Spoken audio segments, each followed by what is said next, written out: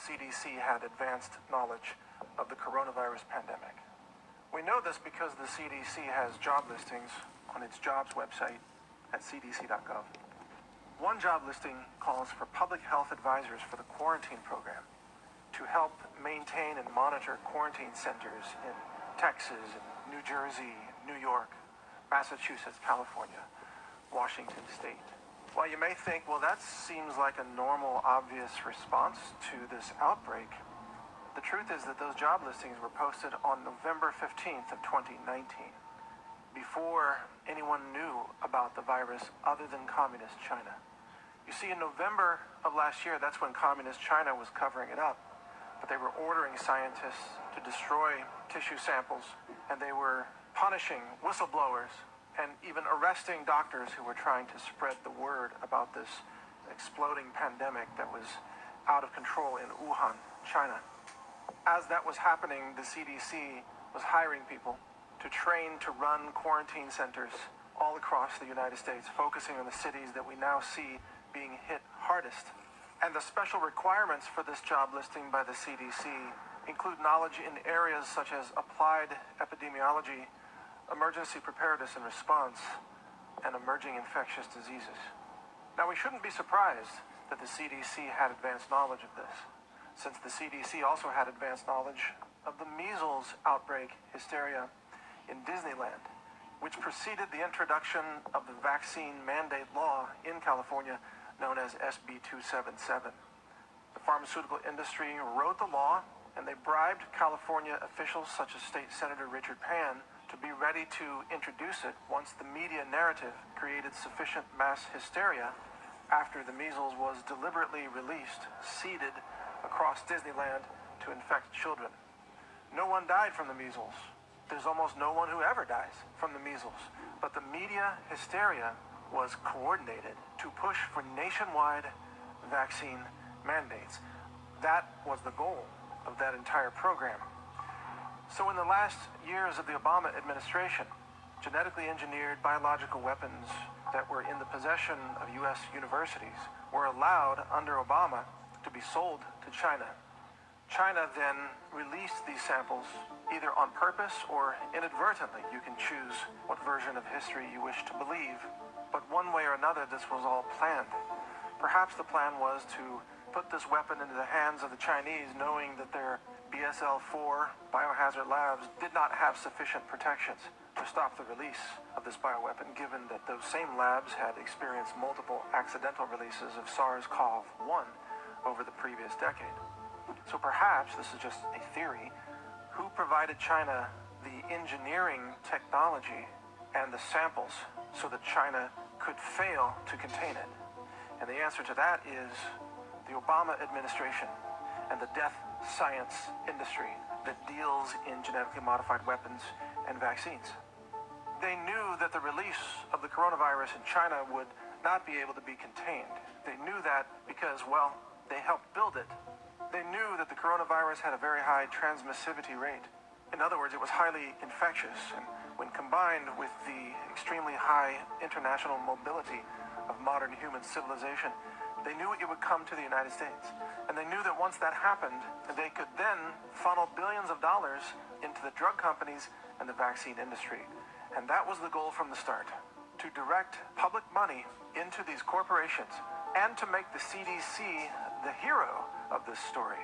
But in order to accomplish that, the CDC had to make sure that the virus spread across America at an unprecedented scale.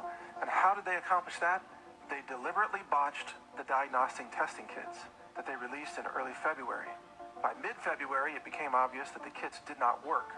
So the CDC managed to delay the necessary surveillance and testing for coronavirus in the United States by nearly 1 month, while other countries were testing, like South Korea, and doing a very good job of aggressive surveillance, contact tracing, and selective isolation and quarantining of high-risk individuals.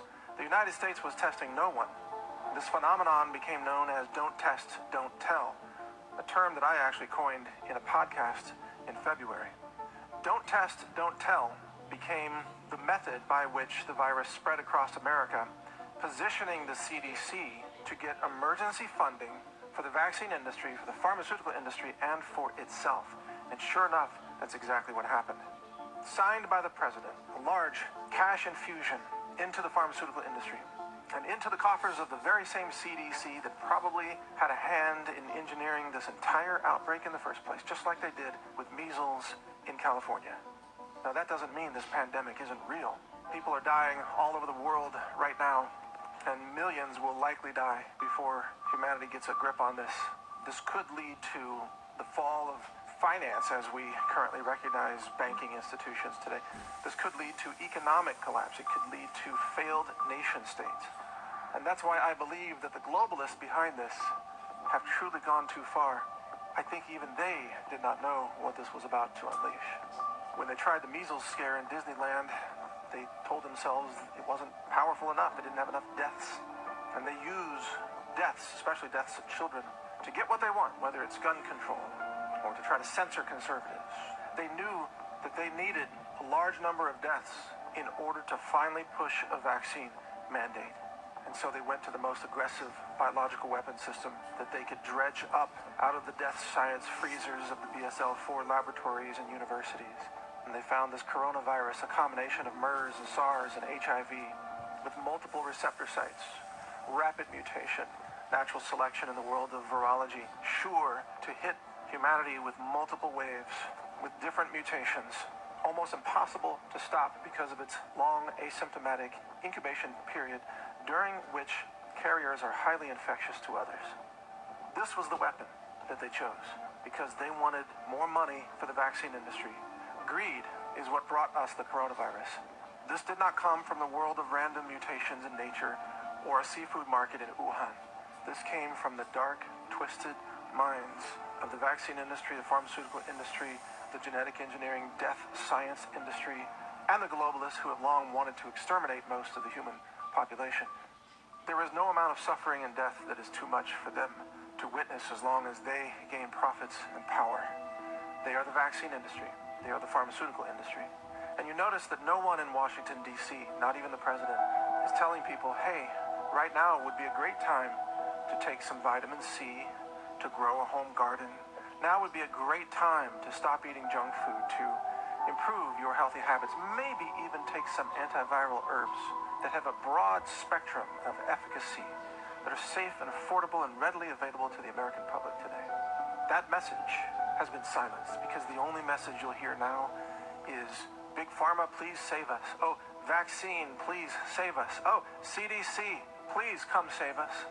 And the advisors to President Trump, like Dr. Fauci, are the very same people who have funneled hundreds of millions of taxpayer dollars into the death science industry that created these monstrous, deadly biological weapon strains that are now threatening the very existence of human civilization as we know it today. The world, in fact, has reached a breaking point of greed, where greed drives everything. Greed and destruction have driven this agenda from the very start.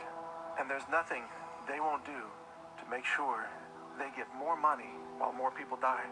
In fact, the mass death, the fear, the terror, the media hysteria is all part of their agenda to take more money from the world and leave you dead in the process. That is the vaccine industry, that is the CDC, and that is why they are the enemy of humanity, and that's why they must be stopped.